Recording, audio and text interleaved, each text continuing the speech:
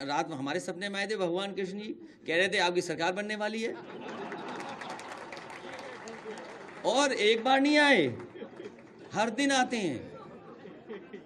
हर दिन, कोई दिन ऐसा नहीं जिस दिन भगवान हमारे सपनों में ना आकर के कहते हो कि आपकी सरकार बनने जा रही है।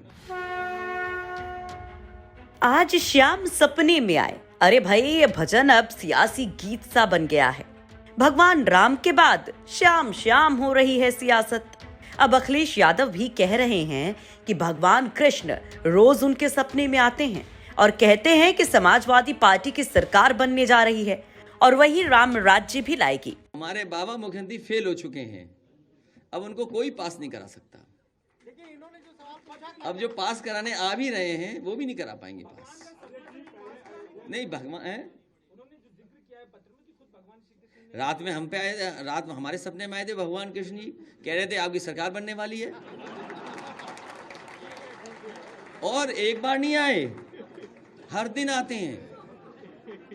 हर दिन, कोई दिन ऐसा नहीं जिस दिन भगवान हमारे सपनों में ना आकर के कहते हो कि आपकी सरकार बनने जा रही है। इनके तो पत्र पे लिखा है, हमें हर दिन सपनों में आते हैं। लेकिन एक चीज और जो इन्होंने पूछा कि कहां से चुनाव आप लड़ेंगे, ये भी तो बता दीजिए। ये जहां से हमारी पार्टी कहेगी वहां से चुनाव लड़ेंगे। दरअसल हुआ यूं कि अखिलेश यादव प्रेस कॉन्फ्रेंस कर रहे थे और पत्रकारों की ओर से एक सवाल दागा गया बीजेपी के राज्यसभा सांसद हरनाथ सिंह यादव के पत्र को लेकर। तो ले ली अखिलेश यादव ने चुटकी और कह दिया कि भाई उनके सपने में तो एक रोज आए, हमारे सपने में तो कृष्ण मुरारी का रोज का आना जाना है। फिर क्या था, लगने लगे ठहाके। रात में हम पे आए, रात में हमारे सपने में आए थे भगवान कृष्ण जी, कह रहे थे आपकी सरकार बनने वाली है। चलिए अब जरा जान लीजिए कि कैसे श्याम श्याम हो रही है यूपी की सियासत। बीजेपी के राज्यसभा सांसद हरनाथ सिंह यादव ने पार्टी के राष्ट्रीय अध्यक्ष जेपी नड्डा को पत्र लिखकर ब्रज क्षेत्र की जनता की भावनाओं का ख्याल रखते हुए योगी आदित्यनाथ को श्री कृष्ण की नगरी से विधानसभा का चुनाव लड़वाने की मांग कर दी है। हरनाथ सिंह यादव कहते हैं कि उन्होंने तो सिर्फ मध्यस्थता का काम करते हुए भगवान श्री कृष्ण की इच्छा को राष्ट्रीय अध्यक्ष तक पहुंचा दिया है।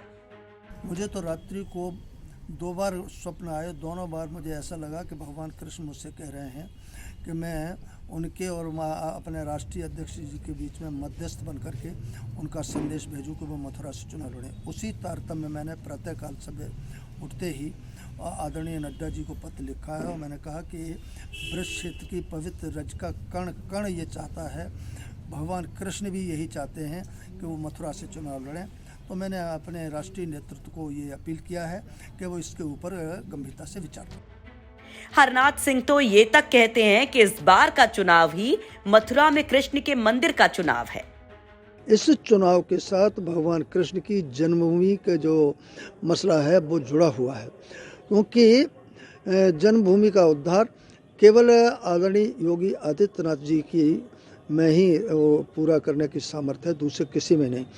इतना ही नहीं, वो तो अखिलेश यादव को भी इस मामले में चैलेंज कर देते हैं।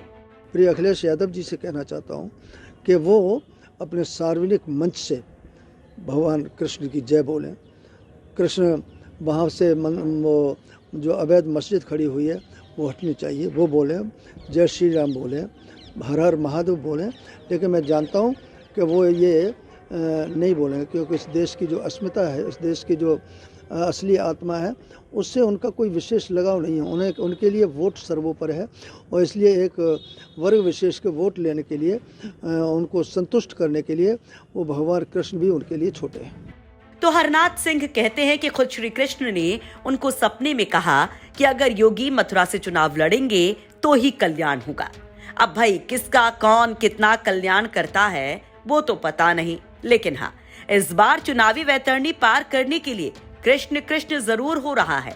और केवल ये सांसद ही नहीं, केशव प्रसाद मौर्य से लेकर कई बीजेपी दिग्गज ये बोलते नजर आ रहे हैं कि अयोध्या काशी के बाद मथुरा की बारी। मथुरा से मदन गोपाल के साथ मैनपुरी से पुष्पेंद्र की रिपोर्ट, यूपी तक।